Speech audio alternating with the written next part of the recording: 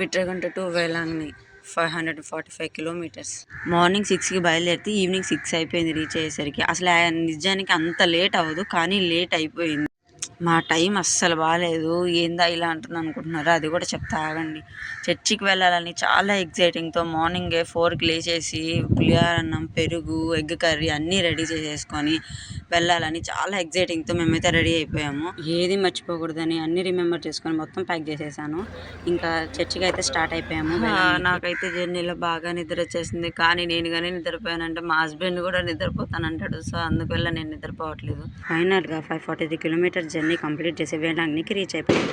Stay చేయడానికి ఒక్క room కూడా లేదు, అన్నీ ఫుల్. మరియమ్మ గారి జయంతి అంట, మరియమ్మ గారు అక్కడే వెలిసిందని చెప్పి ఆ రోజు ఒక పెద్ద పండుగగా చేశారు.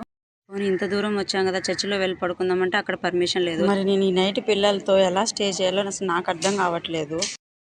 కానీ ఈ టైంలోనే వేలాంగ్ని చర్చి మొత్తం చాలా బాగుంటుంది, చాలా సందడిగా ఉంటుంది, చాలా కలగా కూడా ఉంటుంది.